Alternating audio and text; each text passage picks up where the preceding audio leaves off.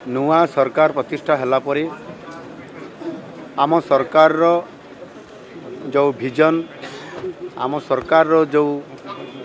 Mission नहीं आमे गत 7 मास हैला ओडिशा को समृद्ध करिवा पई ओडिशा रे इन्वेस्टमेंट किबड़ी भाव रे बढ़िबो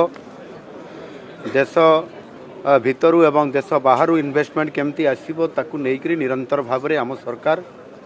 काम करी चली छंती। विशेष करिकी शिल्प क्षेत्र रे आईटी क्षेत्र रे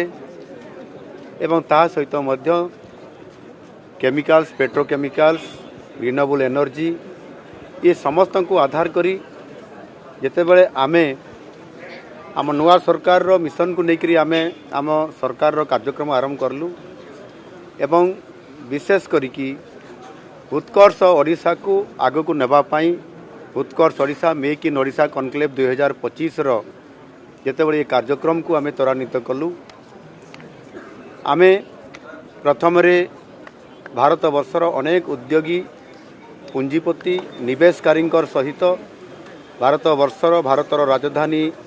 दिल्ली रे भारतर आर्थिक राजधानी मुंबई रे आमे अनेक इन्वेस्टर मानकर सहित रोड शो करिछु एवं ताकू आह्वान करिथिलु जे संभावनार ओडिशा नुआ ओडिशा हवा पई जाउची आपण आसंतु एवं ओडिशा रे इन्वेस्टमेंट करंतु। एठी हमर समस्त प्रकार भित्तिभूमि सहित एठी नेचुरल मिनरल्स एवं ताहा सहित आवश्यक समस्त प्रकार व्यवस्था आमे देबु एवं से कथा को आधार करिकरी परवर्ती पर्याय रे आमे विदेश को मध्य जाइथिलु।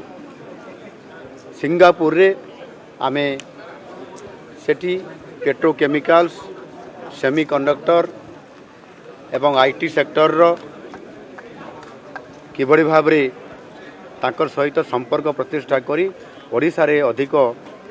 पुंजी केमिति आसीबो इन्वेस्टमेंट केमिति हेबो तांकर सहित आलोचना हेतिला। प्रधानमंत्री एवं विभिन्न विभाग रो मंत्री मानकर सहित आलोचना हेतिला। सेठी भी उद्योगपति मानकर सहित आलोचना हेतिला एवं राष्ट्रपति को आसीबा पाई मध्य सिंगापुर रो आमे तांकू निमंत्रण करिथिलु एवं आमे जो 5 दिन रहिलु ता भितरे अनेक इंडस्ट्री पोर्ट एवं आमर विभिन्न प्रकार आईटी सेंटर आईटीईएस ये समस्त को देखिलु तांकर सहित आलोचना कला परे आमे निमंत्रण भी करिथिलु एवं वर्ल्ड रो सबुठारु लाटेस्ट माने तांको टेक्नोलॉजी रे एवं समानकर मैनेजमेंट रे समान किबड़ी भाव रे अधिक पारदर्शिता लाभ करिसंती एवं तांकर सहित आमर कोलाबोरेशन हेले ओडिसा रो मध्य प्रभुत्व डेवलपमेंट हो पारिबो ये विभिन्न सेक्टर रे और सेति पई आम निमंत्रण जो आमे करितलु से निमंत्रण को आज रक्षा करिकरी आमर रिपब्लिक ऑफ सिंगापुर रो आमर राष्ट्रपति महोदय आज 2 दिनिया आज एवं आसंता काली पर्यंत एठी आसीछंती से भारत को आसीछंती एवं स्वतंत्र भाव रे भारत को आसिला परे ओडिशा को आसीछंती जेबडी भाव रे आलोचना करितलु प्रथम थर करी विदेशरू एक स्वतंत्र भाव रे से राष्ट्र मुख्यंकर सहित आलोचना कला परे आज से ओडिशा को आसी एठी वर्ल्ड स्किल सेंटर रे जेबडी भाव रे से एठी आसिले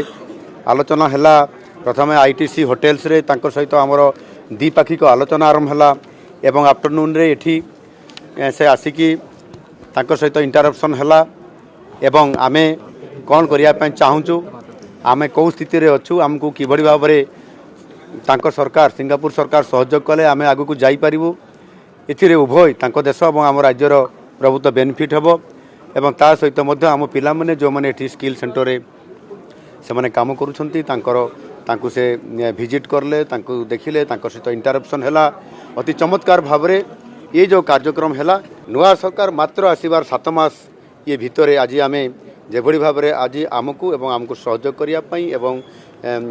उभय कोलाबोरेशन रे काम को त्वरान्वित करिया पई जेभली भाव रे से आमको आज आसिक एटी सहयोग करले एवं आमको मध्य आम कार्यक्रम रे खुशी व्यक्त करले सहयोग करिया पई संपूर्ण भाव रे हाथ बढ़ेले 8टी विभाग रो एमओयू हेछि आहुरी अनेक विभाग रो मध्य आगामी दिन रे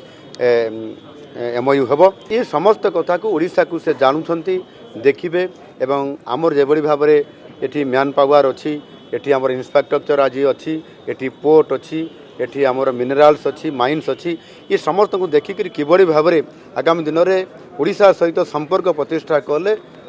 ओडिशार अर्थनैतिक क्षेत्र में आमर ग्रोथ इंजिन हिसाब से काम करिवो एवं सिंगापुर मध्य से अनुसार से तांकर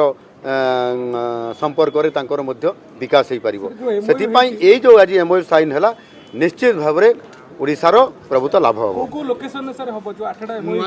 आगामी दिन में ये समस्त विषय आपण माने को विषय जना जीवो ये पर्याप्त विषय भितर मु आपण मान को एतकी कहबी जे जो सेक्टर आम करूछु आम ओडिशा रे जोठी हमर ये यार फिजिबिलिटी रहिबो जोठी हमर लोकेशन आइडेंटिफिकेशन हबो उभय सरकार को मिलित लोकेशन को चिन्हट कला पर ये कार्यक्रम खूब शीघ्र आरंभ करा जिवो आउ आमे आगु को बढ़िया पाई ये गोटे प्रशस्त जो काम है निश्चित भाव में त्वरान्वित हो पारिबो।